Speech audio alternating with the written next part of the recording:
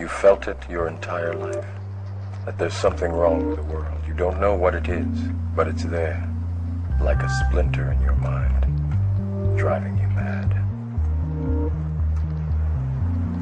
Do you know what I'm talking about? The Matrix. The Matrix is everywhere. It is all around us. Even now, in this very room. You can see it when you look out your window, or when you turn on your television.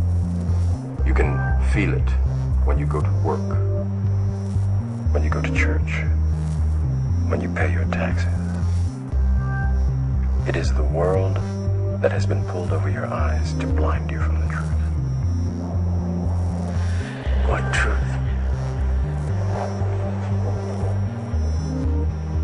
That you are a slave, Neo. Like everyone else, you were born into bondage, born into a prison that you cannot smell or taste or touch. A prison for your mind. The human race is stuck in a giant quagmire when it comes to our behavior and our thinking about our behavior. But there comes a certain point in time where you have to pop the training wheels off. And you have to recognize that all this morality that you've developed is good because it's good to treat other people good. It's good to treat other people the way you would like to be treated yourself. It's like a fucking golden rule, and there's a reason for it. And that reason is that we're connected in some strange way that we don't totally understand. And unless you are good to other people around you, unless you're kind and friendly and warm and loving, you're not gonna fucking enjoy this life. You're just not.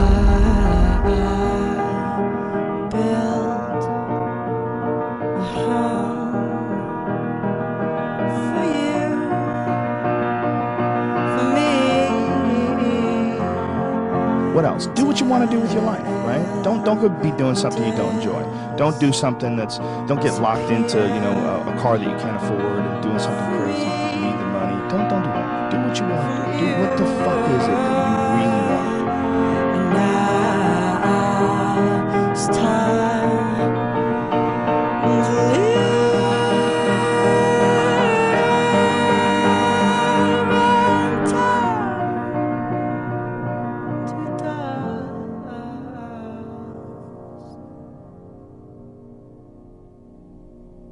You got to figure out a way to enjoy this fucking life. It's not because of Jesus. It's not because of Moses. It's not because of anybody that may or may not have ever existed. It's because that's how you fit in better in the world. That's how you stay positive. And it doesn't have to be some shit that was written 5,000 years ago on fucking animal skins. That doesn't have to be the golden rule because it's old. That's dumb. We need to figure out, like, now, today, what is, the best way to live your life? What is the, there's got to be ways you can be putting forward the most positive energy. I mean, we know objectively what's causing pollution. We know objectively what's causing birth defects, and, we're taking in too much chemicals and not enough vitamins. We know objectively all this stuff. We know how to organize our world, and yet we don't do it. We know how to organize our health, and yet very few people do it.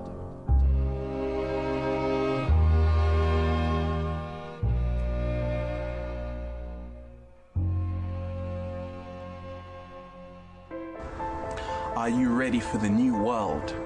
Right here in nature. So many people I'm connecting with are feeling the energy of Earth. The energy within themselves, which is pouring outwards. And there is definitely a shift which is happening in so many of our lives. It's not an external thing, it's not a date, it's not a time on a calendar, it's just the metamorphosis which is happening within ourselves. Moving from a caterpillar into a butterfly, becoming lighter, knowing thyself, realizing that we have to take back our power as free, sovereign spirits of this planet. We do not have to look outside of ourselves. Everything exists within ourselves. The search is over. This is a time, as I see it, where people are becoming their own guru. We're looking to each other as a source of support. We don't have to look for a guru or for a master. We have to realize that there are masters all amongst us. We have to see that each one of us is a master. We have to realize that all of us are stars shining, and that's essentially what the new paradigm is all about.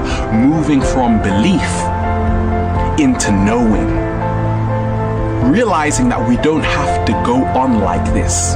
There is always another way. Because for so long, humanity, we've been under a spell. And when we talk about breaking the spell, breaking the universal mind control, which has really left us in a daze, it's left us feeling inadequate. It's left us feeling empty. But when you reclaim your power, you take responsibility for your internal condition. And that's when you become a true sovereign being, to realize that we have to create our own universe. We have to create our own world.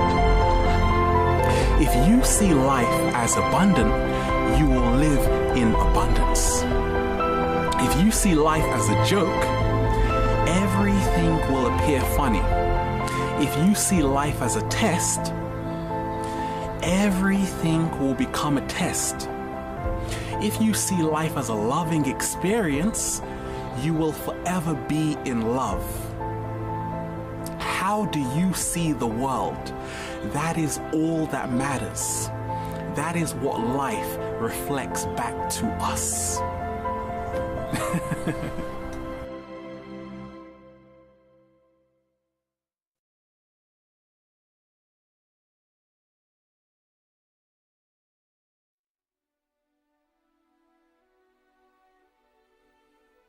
So then, let me connect this with the problem of birth and death, which puzzles people enormously, of course. Because in order to understand what the self is, you have to remember that it doesn't need to remember anything. Just like you don't need to know how you work your thyroid gland. So then, when you die, you're not going to have to put up with everlasting non-existence, because that's not an experience. A lot of people are afraid that when they die, they're going to be locked up in a dark room forever and sort of undergo that. But one of the most interesting things in the world, this is a yoga, this is a way of realization. Try and imagine what it will be like to go to sleep and never wake up. Think about that. Children think about it. It's one of the great wonders of life. What will it be like to go to sleep and never wake up?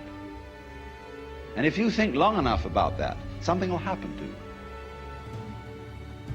You will find out, among other things, that it'll pose the next question to you.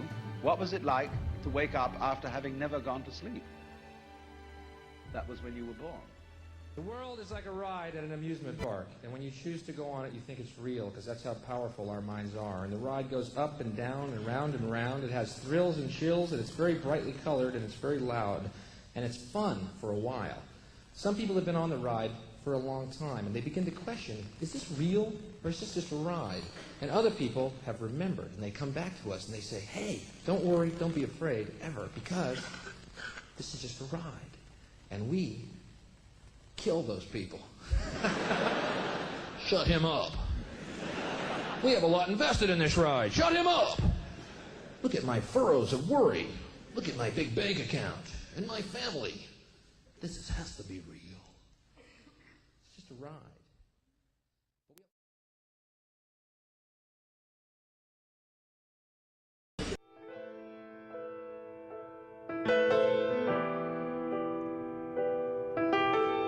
Great Spirit system collapse, nothing but the earth will last, and I'll be singing sweetly into the darkness. Now hark this, Great Spirit on my tongue, be still, be still. The time will come when everyone will sing, all life is sacred. While I'm waiting, Great Spirit, my fist is up, bringing the power to the people, your reflection of us. Some of your people can't hear it, the cries of the earth. Some of your people can't feel it, the way that it hurts, and it hurts. Great Spirit, and it moves, Great Spirit, interconnected in the wreckage of a paradigm on its way out, its way out. Speaking of spiritual, biblical testimonies, spirited lyricists weaving around false prophecies, spirit directed and selective with the message I bring. While the ship slowly sinks, I've been directed to sing. I'm like a wrecking ball, breaking down the walls of the past. A minimalist, living on bliss with the last of my cash. You're gonna be justified with how you treated the land. You're gonna be by my side when I stand in the beyond the change. Tenkashala,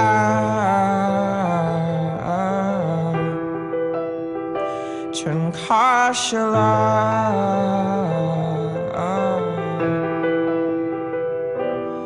Tenkashala,